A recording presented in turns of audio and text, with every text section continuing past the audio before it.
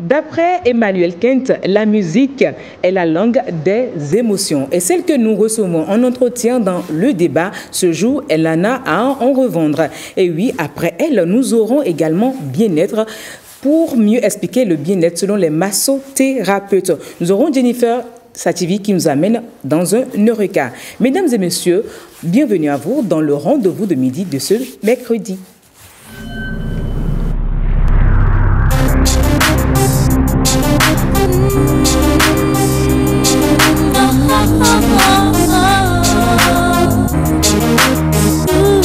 Te rappelles-tu, t'étais une amie, non une sœur, c'est là qui jouerait toujours mon cœur. Sans aucune peur, on partageait nos joies et nos peines, on se disait tout sans peur et sans gêne. Tu étais la confidente, l'oreillette attentive à mes peines, l'amie des instants que la joie remplit. J'ai compris maintenant que tu voulais tout partager, même lui. Et aujourd'hui, c'est pour toi que mon soleil lui. Je pouvais pas penser, je m'en suis pas douté. T'as attendu que je te tourne le dos pour me l'enlever. Et les yeux ouverts, vous m'avez fait rêver. Pourquoi vous m'avez trahi? Pourtant, on était des amis. Pourquoi vous avez tout caché? Pourtant, j'avais tout donné. Pourquoi vous m'avez trahi? Pourtant, on était des amis. Pourquoi vous avez tout caché? Pourtant, j'avais tout donné. Je finis par croire que l'amour berne, que dans son pays tous les drapeaux sont en berne. Oh, berne.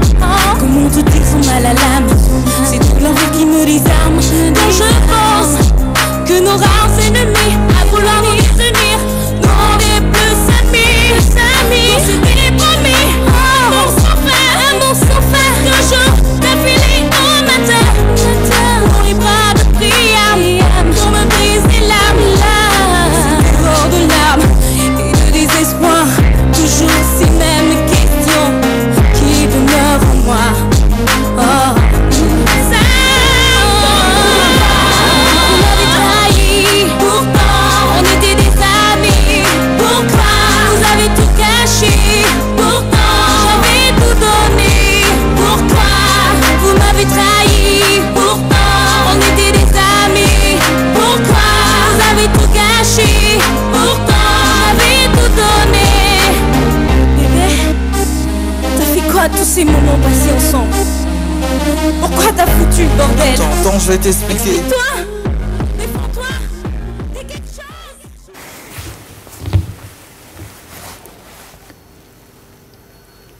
Oui, des rêves, retour à la... Et oui, on a souhaité aller en mode rétro pour votre plaisir, fidèles téléspectateurs. Et ce qu'on va passer tout de suite, c'est le bien-être.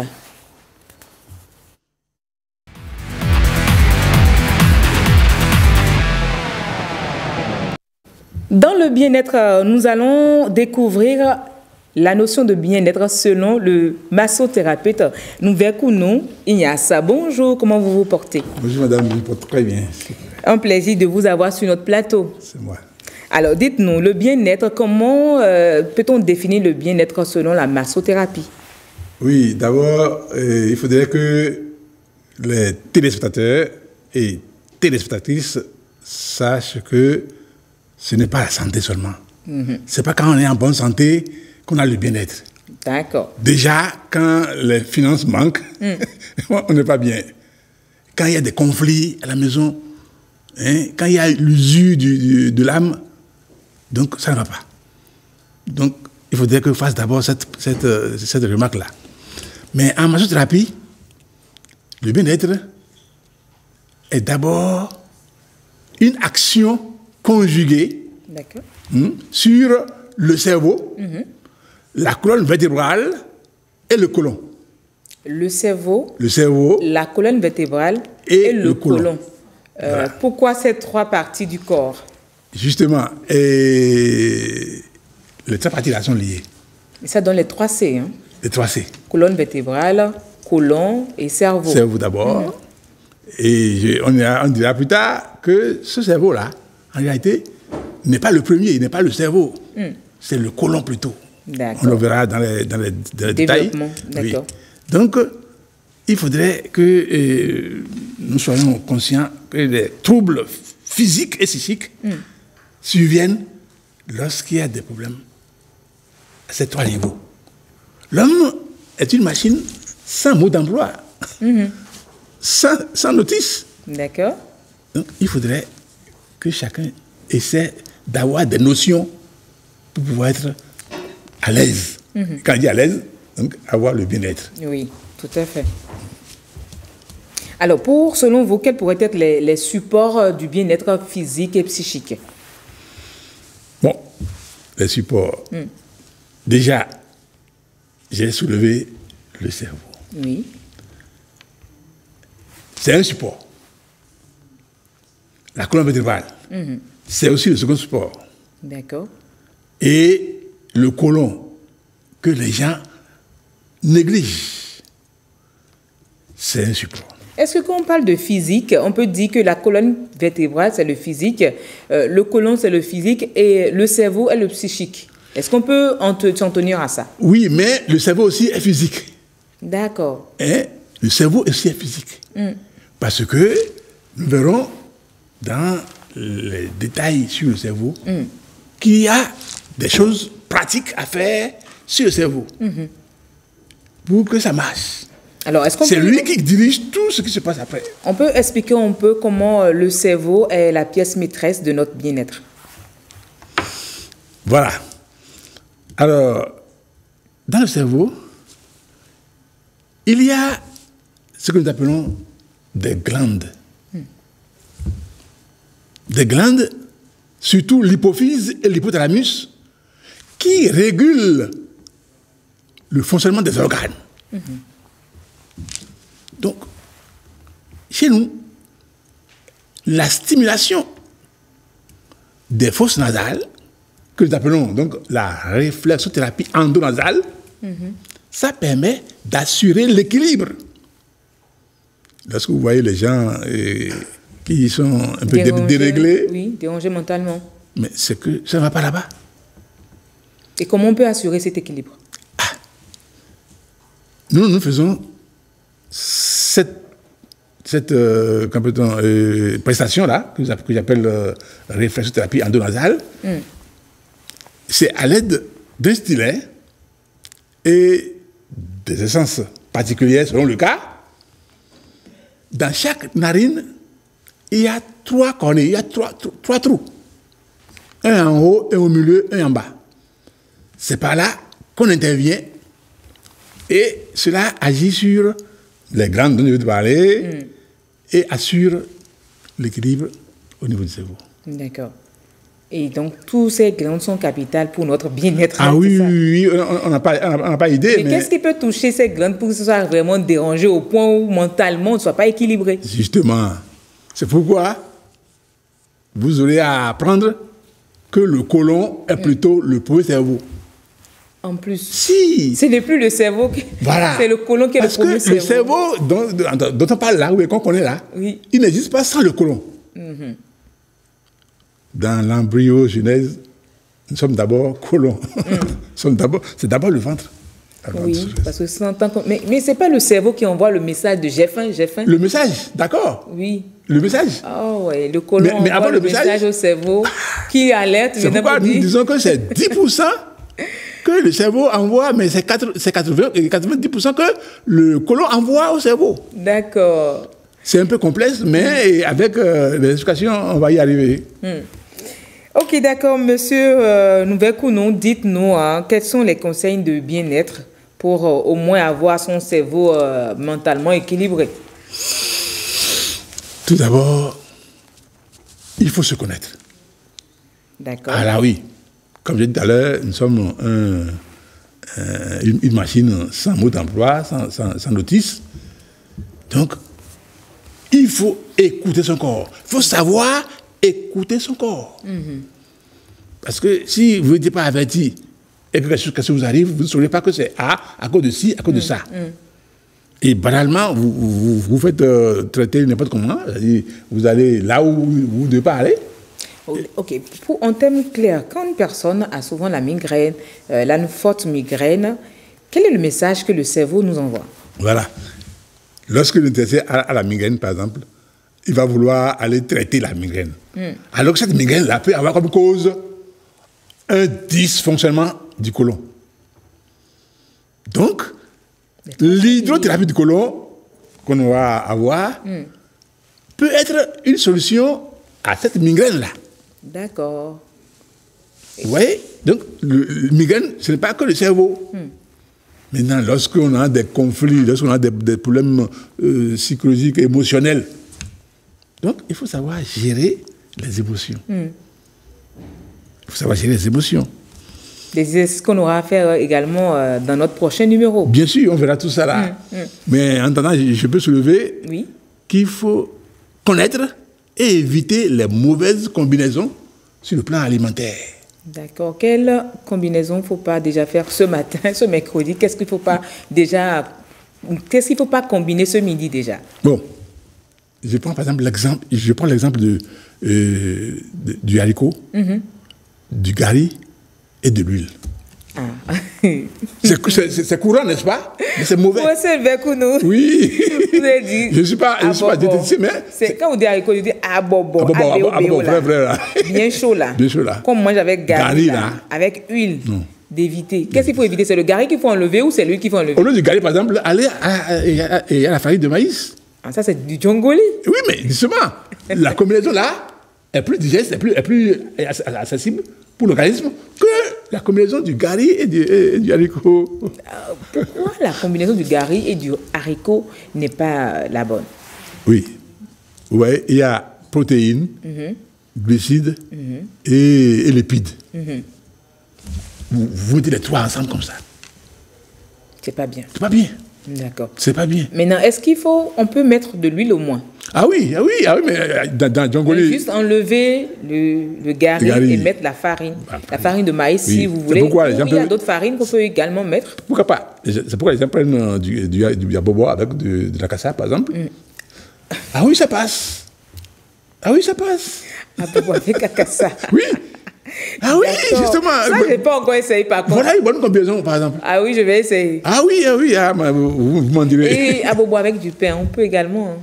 Abobo avec du pain, oui, pourquoi pas? Ça fait aussi de la farine. D'accord. Oui. D'accord. Merci beaucoup pour l'astuce de ce midi.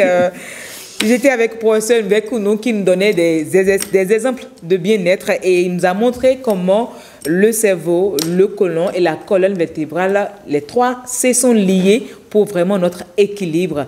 Et ce qui va suivre, c'est Eureka. Mais avant d'aller à l'Eureka de ce jour, je voudrais qu'on puisse écouter Sessimé dans Les Miwé.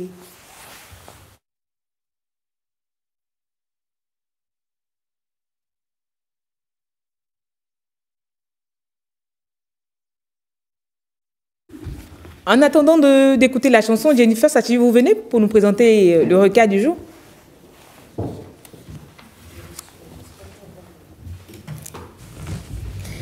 Alors, Jennifer Sachivi, comment vous vous portez? Je vais très bien, Yasmine Damata, et vous-même? Ça va. En attendant d'avoir le son, on laisse le nez.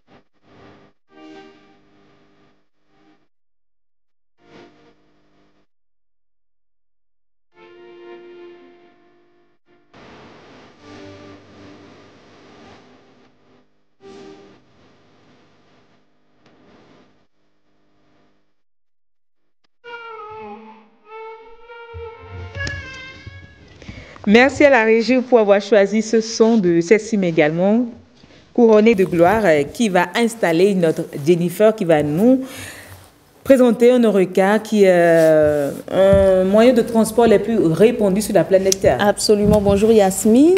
Bonjour Jennifer. Bonjour chers téléspectateurs. Évidemment, on parle, quand on dit le moyen de transport le plus répandu, vous pensez à quoi? Je pourrais dire moto. Voilà, parce que nous sommes au Bénin. Mais non, il y a également, quand on regarde un peu... C'est vrai que j'ai pensé d'abord au vélo. Ah, mais certainement pas. Mais je me suis dit, tout le monde ne trouve pas vélo. Non. Même moto, tout le monde le prend. On a assez de motos en circulation, mais c'est la voiture, évidemment. Ah, voilà, okay, la voiture.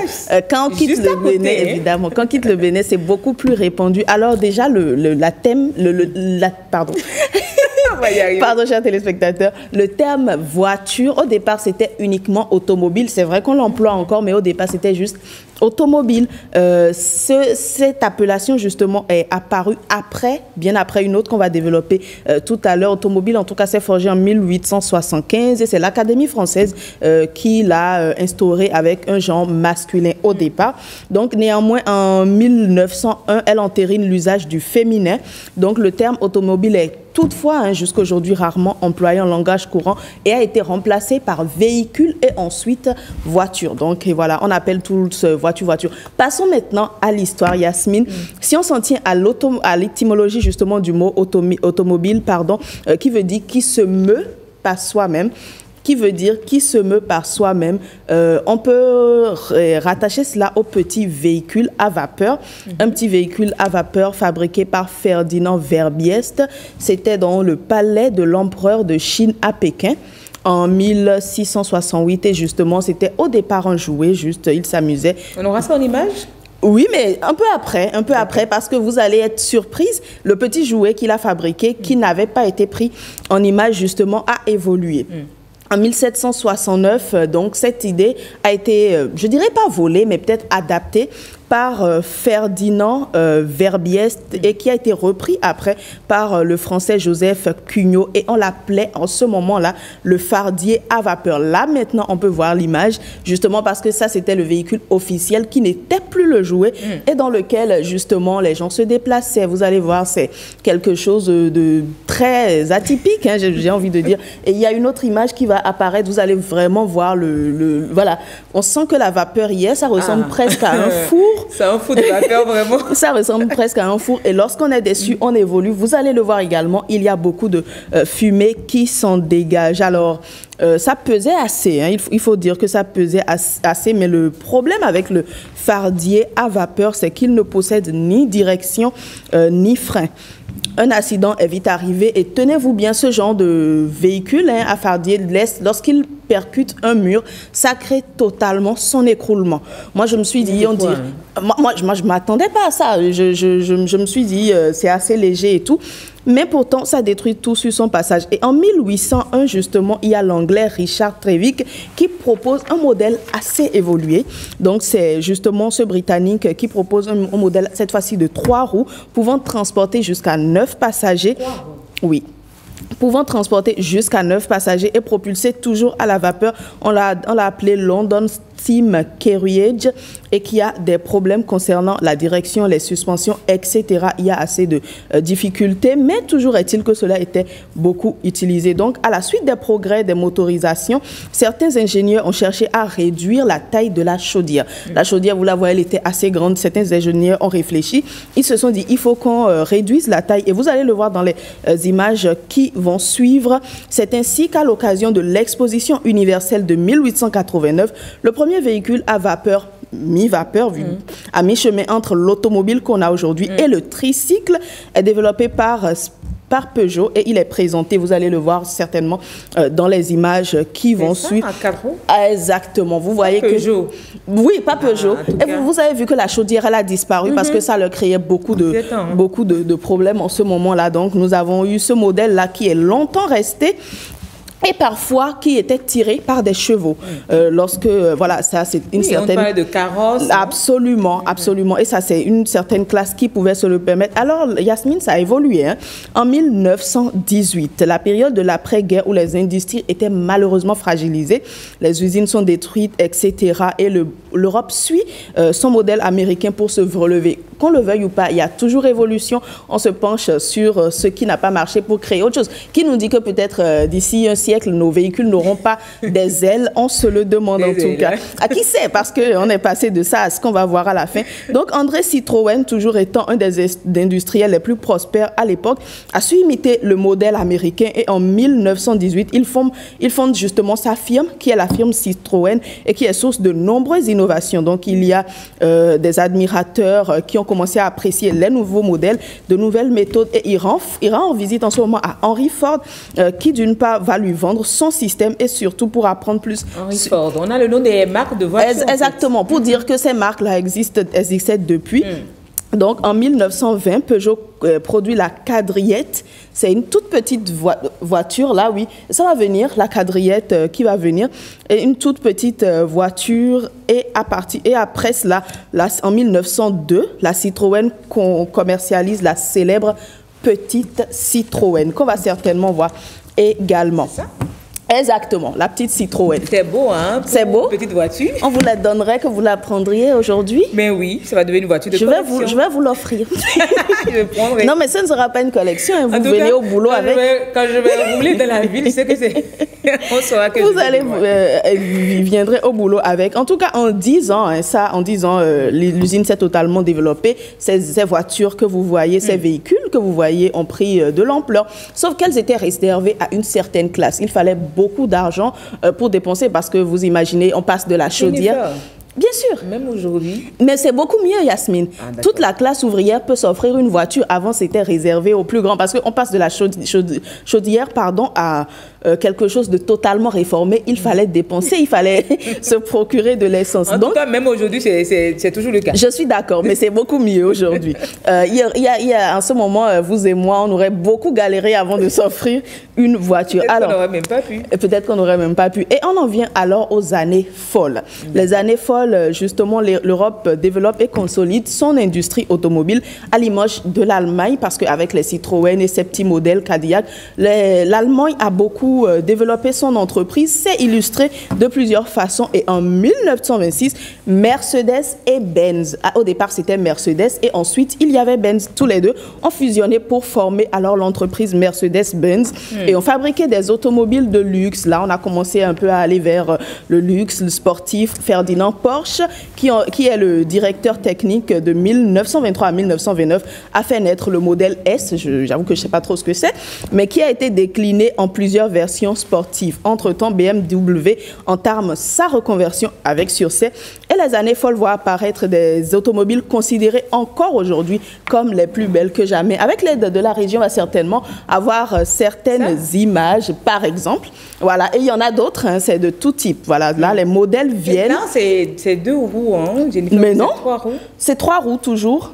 C'est 3 roues toujours. Et il y aura justement, il y aura également une suite qui va être apparue. Il y a les Bugatti. Voilà, ça c'est, voilà, là c'est les Bugatti de Jean Bugatti justement qui parachèvent leur style pendant les années folles. Là, on était déjà en plein dans ce qu'on peut appeler voiture, mais pas encore. On a commencé à vraiment appeler voiture en 1956. Ça marquait justement, oui, entre-temps, exactement ça, c'est toujours à l'époque des Bugatti, luxe, sportive et tout ça. Donc, il y a une année qui a marqué justement le retour après la crise, après la guerre. Donc, les constructeurs d'automobiles étaient dans l'obligation de proposer de nouvelles choses. Alors, ils ont été influencés par, je dirais, le concept américain. Qu'on le veuille ou pas, l'Amérique nous influence toujours, nous entraîne un peu. En tout cas, c'était à l'époque avec les Européens, c'était pareil. Et ils affectionnaient particulièrement des voitures plus grandes, plus larges, et qui ont un peu donné le modèle, je dirais, carré qu'on a aujourd'hui. Alors, il y a Chevrolet et Ford et Chrysler, justement, qui ont initié ces modèles que ensuite tout le monde a copié, je dirais, en Europe. Et aujourd'hui, voilà exactement les modèles que nous avons aujourd'hui. Et nous sommes à la fin du 20e siècle. On a quel modèle? Ça plutôt, hein? Oui, ça plutôt. Ah, voilà, ça parce plutôt. que l'autre modèle... Mais c'est vous qui aimez les collections, Yasmine. En tout cas, et justement, oui, voilà ce que ça a donné. Beau. Vous avez su choisir. Non, mais c'était les images à disposition, on va dire. Vous n'avez pas montré les dernières. Les dernières, mais tout le monde connaît. C'est pas parce que tout le monde connaît. Tout le monde connaît. Si on doit citer chaque véhicule, franchement, on ne quitterait pas ici. Mais comme vous le voyez, voilà, l'essence a été revue. Justement, ces modèles-là, il faut le préciser, consommaient beaucoup moins d'essence que les autres. Donc, après la classe ouvrière, tout le monde a commencé à s'offrir un véhicule. Et puis, justement, Yasmine, à la fin du XXe siècle, l'automobile fait désormais partie intégrante de la société. Et même que depuis les années 1970, l'automobile suscite désormais la polémique, principalement en raison de son impact négatif sur l'environnement. Jennifer, merci beaucoup. C'est un plaisir de vous avoir suivi pour votre Eureka de ce jour. Oui, mais moi, je retiens dans l'Eureka, on voulait la voiture, après, on se plaint de la voiture, quoi. Comme on dit, tout laisse, n'est-ce pas? Tout ce qui commence a une fin. À une fin, forcément. Et Eureka de ce jour est fini pour laisser place au débat qui sera sûrement un entretien avec celle-là qu'on va recevoir dans un instant, mais passons le jingle.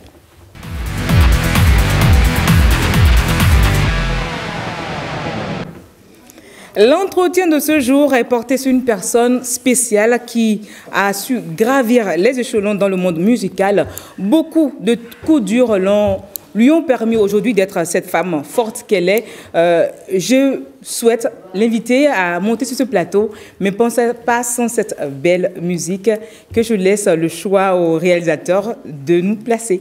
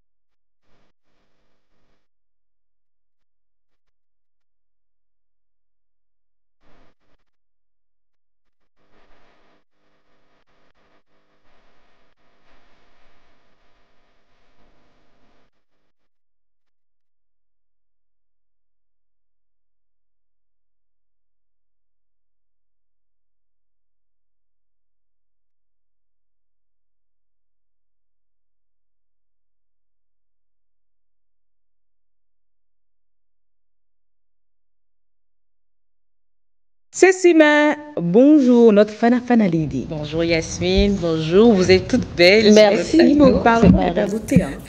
Parlons de ta lumière. Et que la lumière de Cécimé soit sur ce plateau, oui. Elle qui a gravi les échelons pas si facilement. Oui, on l'a connue sous le nom de Christelle. Aujourd'hui, c'est Cécimé. Pourquoi ce changement?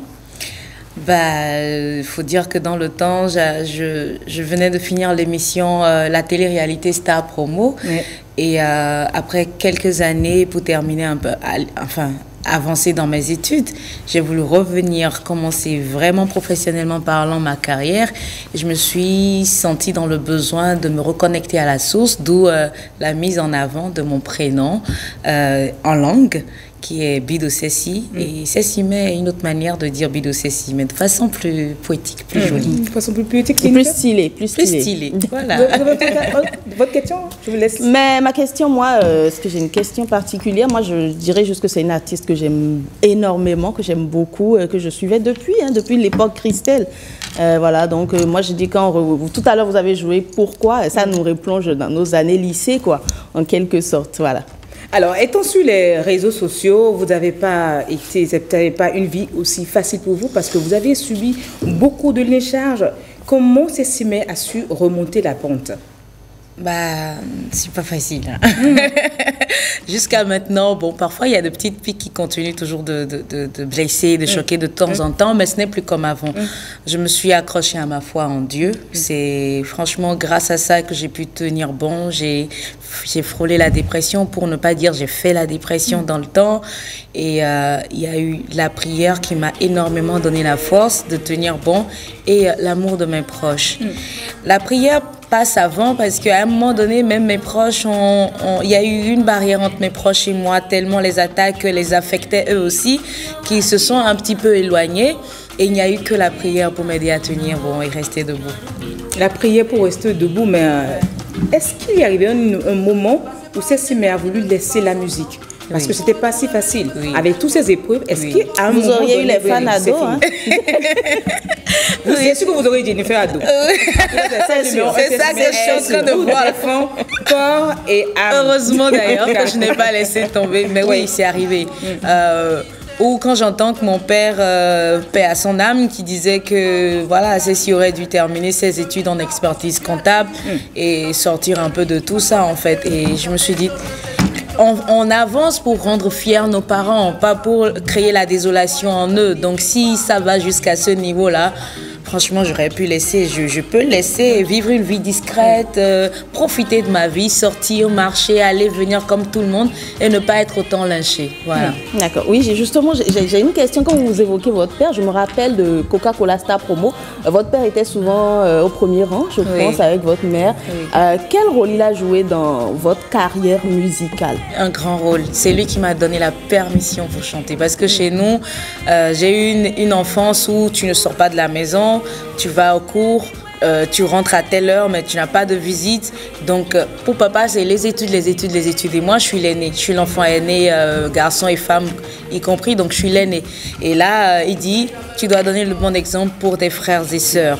Du coup, quand j'ai amené la carrière, j'ai fini Star Promo, j'ai dit, papa, je vais chanter. Il est venu avec un stage, une demande de stage. Il m'a dit, tu auras un stage tout frais payé dans une structure de la banque. Et j'ai dit, papa, non, je veux chanter. Et il a dit, en tout cas, ne me déçois pas. Il a dit devant monsieur Nyonan Cheboya, qui était le promoteur de Star Promo, il dit, je n'insulte pas les artistes, mais il disait, papa, souvent, les artistes béninois finissent toujours par se clochardiser. Il n'y en a pas beaucoup qui soit arrivé et qui ait réalisé de grandes choses. Vraiment. Je veux pas ça parce que tu es une fille très brillante à l'école. Donc, il m'a donné la permission de chanter en me voyant faire l'épreuve. Après mon concert à l'Institut français, le tout premier concert, il est venu le matin très tôt à mon réveil au bord du lycée Assidi. Tu m'as convaincue, je suis fière. Je me regardais à gauche, à droite. Je disais, mais c'est pour ma petite fille qui sont venus tous ceux-là. Et donc, je te laisse continuer. Sauf que je veux que tu mettes toute la rigueur que tu aurais pu mettre en administration, dans ton boulot et que tu sois parmi les meilleurs. Mais c'était quoi le jour vous avez appris que papa est parti? C'était quoi les sentiments de Cécile? Même là, quand je suis rentrée dans le studio, je ne pensais qu'à ça. Je disais, quand je suis venue ici, dans ce studio, il y a déjà plus d'1 an et mon père était encore en vie. Je pensais à tout ça. J'ai la douleur en moi tout le temps. Tout le temps, je pense à ça. tout le temps, n'importe quoi. Quand je suis à un événement, quand je vois des personnes, des gens en cravate, en costume, parce qu'il aimait beaucoup s'habiller. Quand je vois des cadres partout où je rencontre, il était très connu et il était vraiment très ouvert d'esprit. Il était franchement free, papa. Donc quand je vois n'importe qui, les gens me voient, ah, ton papa. Donc tout me rappelle mon père. Hier, j'ai eu une grande opportunité que j'ai eu à saisir et j'ai pensé à mon père. J'ai dit, papa, d'où tu es, tu peux être fier de ta petite princesse. C'est quoi l'opportunité? Je vous dirai après. Vous en tout cas, je lâche pas la fin, on va y revenir. Et justement, c'est quoi la différence? Pour ceux qui ont connu Cécile, mais il y a très très longtemps, je crois, vous faisiez des apparitions sur une émission à LC2, vous faisiez des interprétations il y a très longtemps. Qu'est-ce qui a changé entre cette interprète d'alors et la Cécile Mekong? Il y a 18 ans, plus de 18 ans en arrière. Ouais, elle est maman maintenant. Ce qui a changé, c'est que j'ai mûri. J'ai fait du chemin. J'ai une image aujourd'hui que j'essaie de consolider, d'améliorer au jour le jour. J'ai une famille qui n'est plus ma famille qui m'a vu naître, mais une grande famille qui est la famille des Lumières, la famille, mes fans, les gens qui m'aiment. Cécile a grandi, elle a mûri. Et aujourd'hui, j'ai une petite princesse qui dépend de moi en tout. Et franchement, c'est beaucoup de responsabilités. Et voilà, beaucoup de choses ont changé. Je ne suis plus Cécile d'hier. Est-ce que Cécile va toujours mûrir? Ou est-ce qu'on n'aura plus la phase Cécile d'avant? Cécile d'avant sa grossesse. Parce qu'on sait que la lumière, votre couronne de gloire vous a changé. Oui, beaucoup. Elle m'a rendue plus posée. Je suis une femme plus sage. On adore ce qu'on voit.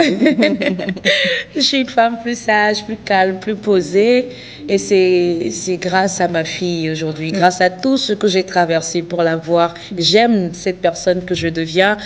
C'est vrai que je garde ma lumière, je garde ma personne, mon identité, mon énergie en moi. Mais c'est Cécile qui était tout le temps irritée, c'est Cécile qui avait des sauts d'humeur à cause des attaques, c'est Cécile qui n'arrivait pas à se poser dès qu'il y a une petite situation, qui laissait la colère prendre le dessus tout le temps. C'est fini ça. Là, c'est une Cécile plus posée, plus calme, plus sage. On a également vu une autre Cécile sur les réseaux sociaux et que je voudrais que les téléspectateurs suivent avec nous.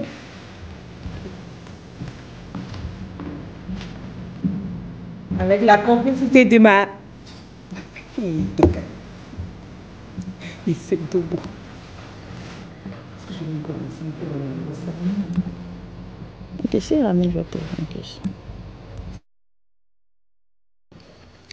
Avant de découvrir cette vidéo qui nous montre la nouvelle Cécile sur les réseaux sociaux, vous avez également fait un morceau avec First King. Oui. Akpa. Oui. Après avoir écouté ce remix, beaucoup disent que Cécile a encore eu un gouma. Est-ce que c'est vrai? Mais non. En fait, mon public m'étonne à chaque fois parce que dès que je sors une chanson, ils ont tendance à se dire que c'est ma vie privée que j'ai mise. Est-ce que c'est pas ça? Parce qu'on a remarqué que chaque fois que Cécile sort un morceau, c'est que son petit chéri également sort un autre morceau. Est-ce que c'est pas un challenge pour le couple? Non, pas du tout, pas du tout. Chacun évolue dans son univers. Il a un autre staff, j'ai un autre staff, chacun dans son milieu. Mais quand First King, vous savez, c'est une chanson qui existait déjà. Oui. Et quand il a voulu faire la vidéo, il a dit que la chanson est sortie il y a quand même 2 mois pratiquement. Et pour faire la vidéo, il veut offrir quelque chose de nouveau et de frais à son public. C'est là qu'il m'a contacté. Il dit, j'ai envie de leur faire une petite surprise. D'où votre collaboration sur la chanson. Par contre, je ne veux pas que vous répondiez à ce que je dis dans la chanson. Je veux que vous mettiez plutôt dans la peau d'une femme qui a eu un gourmand. Ce que je vois là.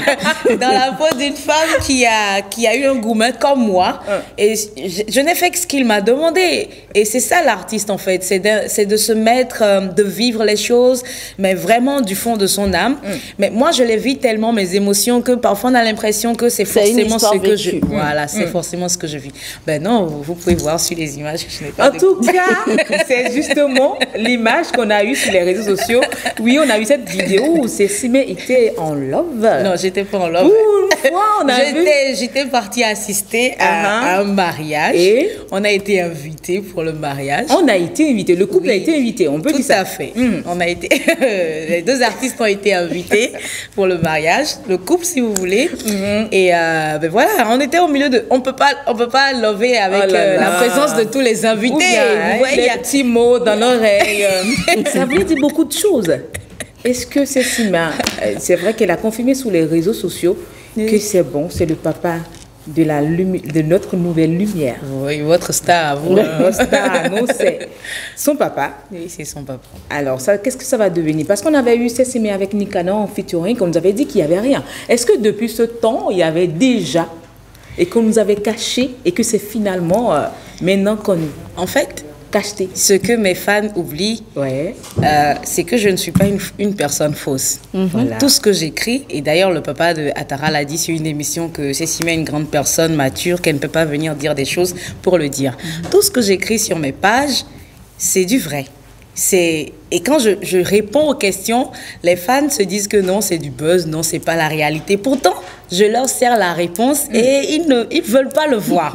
Donc toutes ces années, je leur ai réponse répondu. était là. Je répondais chaque fois. Je disais oui, je disais si, je disais ça, mais ils pensaient que c'était du buzz. Alors que j'avais répondu depuis des années que on était. On pensait que c'était la promo du clip, justement, m'envoie remise parfois. Ils ont su. Il y a eu la promo du clip. Il y a eu l'entretien avec le couple. Lequel entretien? L'entretien avec le couple où le couple nous disait que c'est non, que notre artiste avait pris juste un petit verre et qu'elle s'était emportée. Mais en fait, elle ne prend pas des verres n'importe comment, pas avec tout le monde. Elle prend du verre avec toujours monsieur. Alors, donc, sachez juste que ce n'est pas nouveau. Ça date. En tout cas, le plus important pour nous, c'est de vous voir rayonner. Mais juste qu'il y a la polémique. Vous voyez, nous sommes 2 étoiles de personnes publiques avec une grande audience. Donc, c'est tellement fort qu'on a voulu doser et tout. Et quand on allait rentrer, voilà, quand on arrive à l'étape où Atara sort, on ne peut pas cacher, on ne peut plus cacher, on ne peut plus rester discret. Pour la petite... Pour Atara, il faut que le monde sache d'où elle vient. Évidemment. Justement, donc, Atara est là maintenant et Cécimé a vraiment changé. C'est quoi la suite sur le plan professionnel de Cécimé? Ça continue parce que on a vu que vous avez signé avec le label Kézit, oui, justement. Kézit Bénin, qui est une filiale, un démembrement de Kézit Group France. Et là, on est en train de travailler sur la sortie d'un album. De combien de titres? Ouais, pardon? De combien de titres? Non, pour le moment, je ne peux pas encore dire parce qu'il faut qu'il soit fini. Parfois, on fait 20 titres et on retient seulement 12, donc je ne peux pas encore avancer. Il y aura des featuring avec qui? Avec des Français, avec des Ivoiriens? En tout cas, vous allez voir, des featuring un peu partout dans le monde. Ben, je vais finir par cette question. J'aime beaucoup le Togo, mais mon cœur est au Bénin. Oui. Qu'est-ce que cela vous rappelle? Ça me rappelle mon passage sur The Voice Afrique francophone. Et je présente encore mes excuses au peuple togolais parce que je l'ai fait plusieurs fois. Il y a quelques temps, cette année, je l'ai fait déjà sur TikTok, sur ma page, que c'était pas pour les offenser, mais c'était pour dire que j'ai été invitée pour soutenir les 2 candidats béninois. Et quand on me pose une question pour me demander entre le Togo et le Bénin, mon cœur est pour qui? Je ne peux que répondre que j'aime beaucoup le Togo, mais mon père, ma mère sont béninois et mon cœur est pour le Bénin. Sauf que le Bénin? Oui, sauf que c'est, comme je vous dis, avec le temps, on apprend, on acquiert en expérience. Ouais. Avec du recul, je me dis, j'aurais simplement dit que le meilleur gagne, simplement, ou voilà, parce que j'ai un public qui est au Togo et qui s'est senti frustré. Par cette affirmation-là. Et je leur présente une fois encore mes excuses, mais je dis au peuple béninois que je suis restée fâchée contre eux, parce que eux, par contre, c'est eux que j'ai honoré en disant une phrase comme ça. Et je m'attendais qu'ils me chérissent, qu'ils m'applaudissent, mais ils m'ont jeté la pierre. Bon, c'est du passé aujourd'hui. Il paraît que nul n'est prophète chez soi. Mais vous êtes prophète chez vous. Oui, on vous adore, les Béninois vous adorent. Vous savez, c'est la nature humaine. Même quand on aime quelqu'un, on a tendance à titiller la personne. C'est ça.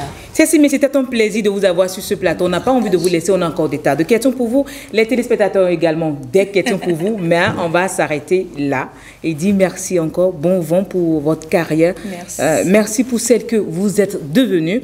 J'espère que ça va inspirer beaucoup de femmes comme vous qui voudraient faire carrière dans la musique. Ce que Cécimé ne veut plus, elle dit, je ne le conseille à personne, mais ces femmes, vous êtes femmes, vous avez envie de faire carrière dans la musique, approchez-vous des anciennes comme Cécimé, comme Zénab, et vous aurez beaucoup de conseils, vous saurez comment vous orienter, comment faire face à ces détracteurs sur les réseaux sociaux.